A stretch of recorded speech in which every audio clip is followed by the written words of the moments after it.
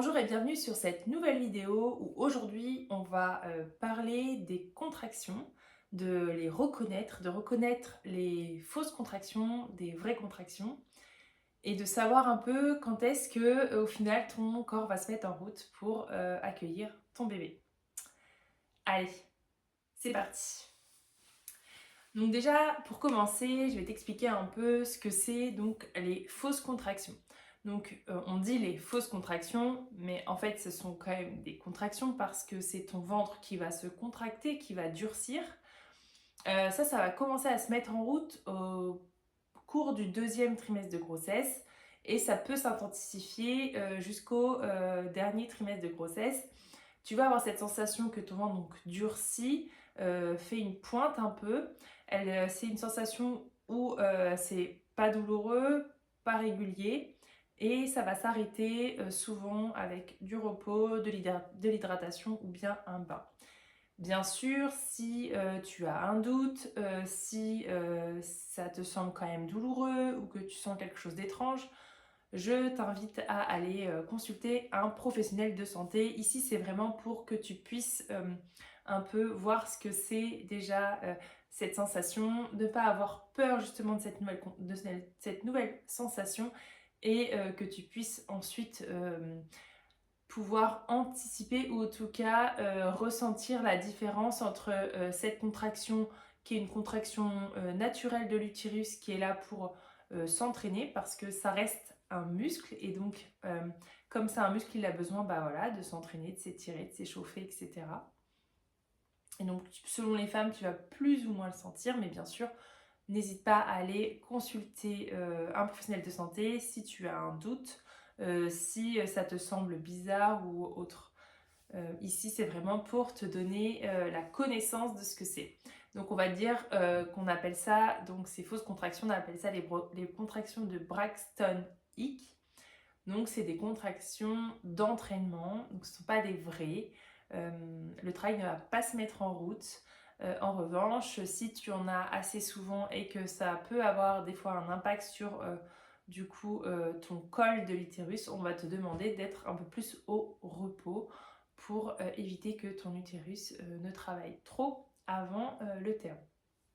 Mais hormis ça, si de temps en temps tu en as quelques-unes, c'est ok, c'est juste que ton corps, il commence à se préparer justement à faire ce qu'il a à faire, c'est-à-dire à se contracter pour aider ton bébé à sortir de ton ventre. Mais celle d'avant, c'est vraiment juste un petit avant-goût de ce qui va t'attendre par la suite. Donc concrètement, si tu sens ton ventre se durcir, mais que ça ne t'empêche pas de continuer ce que tu es en train de faire, de regarder ta série sur Netflix ou de continuer de parler ou de marcher, c'est que c'est des contractions de Braxton Hicks et donc des contractions d'entraînement. Maintenant, qu'est-ce que c'est les contractions, les vraies, celles qui vont t'emmener à la rencontre avec ton bébé? Donc les vraies contractions, ça n'a rien à voir avec celles que tu vas ressentir avant. Ce sont des contractions qui vont vraiment avoir un impact justement sur ce que je te dis sur ton col de l'utérus. Donc ça va avoir un impact sur le fait d'ouvrir ton col. Donc ces contractions vont permettre d'ouvrir ton col. Et donc une fois que ton col se modifie, ton bébé va pouvoir se préparer à sortir, ton col d'utérus se modifie, s'ouvre et ton bébé se prépare à descendre et à sortir de ton ventre. Et donc, comment les reconnaître? Et bien, ces contractions-là, donc, elles vont être beaucoup plus régulières. Donc, elles vont arriver toutes les 10 minutes à peu près, régulièrement. Donc, si tu en as toutes les 10 minutes de manière régulière, ça veut dire que tu commences à entrer dans le vortex de la naissance, donc dans ton travail. Mais ça veut dire que tu es au début, que ça s'installe tranquillement et que tu n'as pas besoin de courir aux urgences pour ton accouchement. C'est que tu as encore le temps, que ça se met en route, que ça se met en marche bien sûr, mais que ça reste tranquille. Plus tes contractions vont être régulières et d'intensité forte et courtes, c'est-à-dire qu'elles vont revenir plus irrégulièrement et de manière plus rapide, c'est-à-dire par exemple à peu près toutes les 5 minutes, toutes les 2 minutes, plus ça se rapproche, plus ça veut dire que ton accouchement est imminent. Donc une contraction, une vraie, elle va être donc régulière, elle va être plus douloureuse, tu vas sentir l'intensité, elle va certainement t'arrêter de faire ce que tu es en train de faire. Et lorsque ça avance dans ton travail, elle va même t'empêcher de parler ou de faire l'activité. Tu vas devoir t'arrêter pour te concentrer et pour la laisser passer. Et elle ne passe pas avec le repos ou un bain. Elle va se calmer. Ça va peut-être aider l'intensité avec le bain, mais ça restera les mêmes contractions. Donc une contraction dure en moyenne 60 secondes. 30 secondes de montée et 30 secondes de descente. Donc ça veut dire que tu as 30 secondes où tu sens que ça va monter, le pic arrive à 30 secondes et 30 secondes de descente où tu sais que là, les 30 secondes suivantes, ça commence à redescendre. La sensation que tu vas ressentir lors de ces contractions est assez personnelle parce que ça dépend de ta préparation, ça va dépendre aussi de ta perception de la contraction, ça va dépendre de tes sensations aussi, si elles sont plus dans le dos ou dans le ventre, et comment tu t'installes pour les accompagner. Donc effectivement, tu n'es pas obligé de souffrir pour accoucher de ton bébé, tu n'es pas obligé de subir ces contractions comme le martyr, et tu peux complètement accompagner ces contractions pour ressentir plutôt de l'intensité, de la force, de la puissance et non de la souffrance. Et je t'explique comment juste après. Donc déjà, tout commence dans la tête, c'est-à-dire que souvent, on associe l'accouchement à la douleur. Et donc, plus tu penses que ça va être douloureux, plus tu vas avoir tendance à souffrir.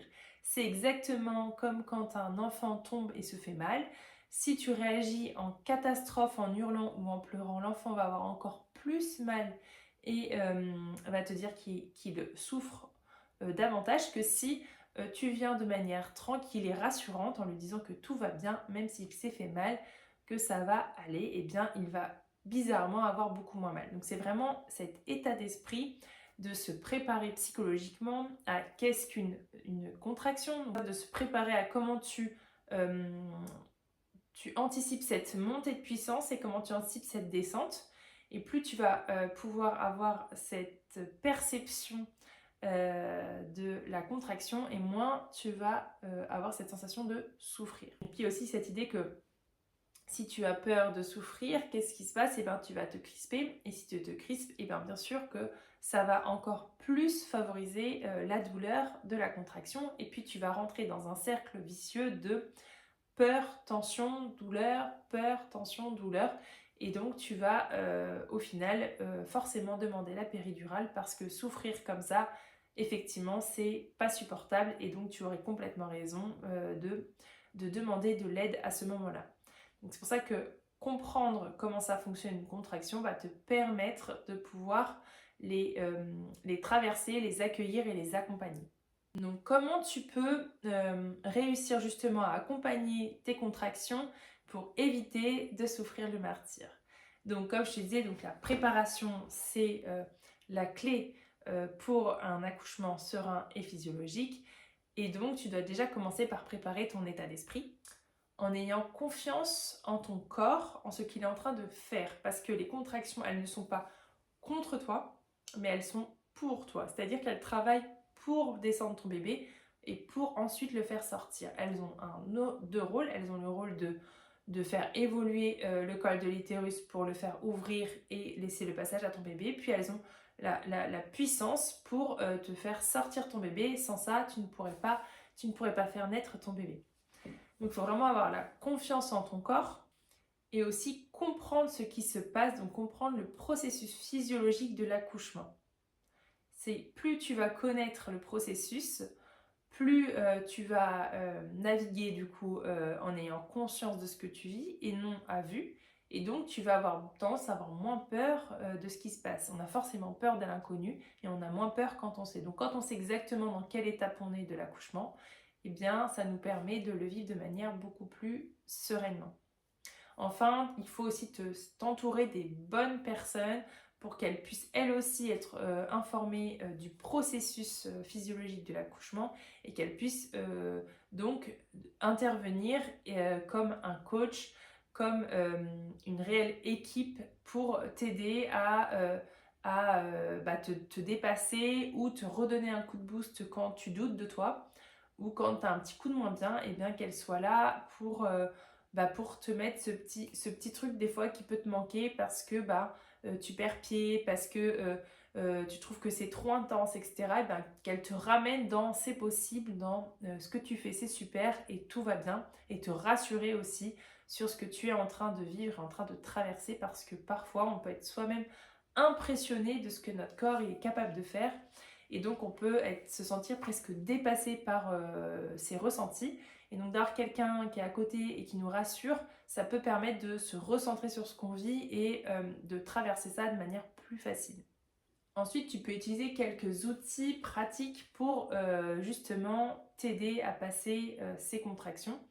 Donc le premier, c'est le vocabulaire, c'est de supprimer contraction et d'appeler ça des vagues, parce que contraction, ça donne envie de se contracter, alors que les vagues, c'est beaucoup plus doux, c'est quelque chose de naturel et qui monte et qui descend, et tu peux bien visualiser une vague qui monte et qui s'en va, qui vient et qui s'en va, et ça peut t'aider déjà dans la visualisation de ton accouchement.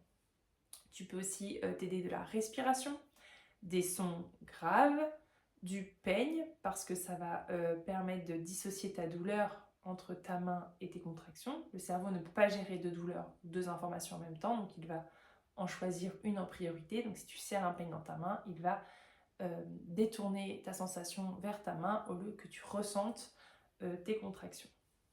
Tu peux aussi prendre un bain chaud. Tu peux t'aider dans des visualisations de la vague. Tu peux tamiser aussi ton environnement, te créer un cocon bienveillant pour être vraiment sereine et à l'aise dans le lieu où tu es. Donc utiliser des odeurs, des lumières, des coussins d'allaitement, des tissus pour t'étirer, des ballons, etc. Et puis tu peux aussi utiliser donc le jour de ton accouchement certaines huiles essentielles. Tu n'as pas à subir les contractions, tu peux les accompagner, tu peux les amener avec toi pour t'emmener à la rencontre de ton bébé. Et tu peux vraiment voir ça comme une vague que tu vas accompagner, tu vas surfer dessus pour te permettre de rencontrer ton bébé en sécurité et avec sérénité. Et bien sûr, pour que ces contractions, tu puisses surfer dessus, il faut que tu te prépares en amont pour pouvoir les vivre de manière plus sereine. Si tu veux un accouchement sans péridurale, déjà de faire la différence entre une contraction d'entraînement, d'échauffement, donc les fausses contractions, et une vraie contraction, ça fait déjà la différence parce que tu sais déjà ce qui se passe dans ton corps. Mais au-delà de ça, ce qui compte, c'est vraiment que tu te sentes soutenu, préparé et guidé. Et c'est exactement ce que je te propose dans mon accompagnement maternité sereine. On y aborde la physiologie de l'accouchement, les outils concrets pour aborder les contractions. En fait, on aborde tous les outils qui te sont nécessaires et les connaissances qui te sont nécessaires pour pouvoir appréhender ce moment de manière sereine. Tu transformes ainsi ton idée d'un accouchement douloureux et difficile par le plus beau jour de ta vie. Et si tu veux en savoir plus, je te mets tout en description de cette vidéo. N'oublie pas de liker la vidéo ou de la partager à quelqu'un qui est enceinte autour de toi. À bientôt!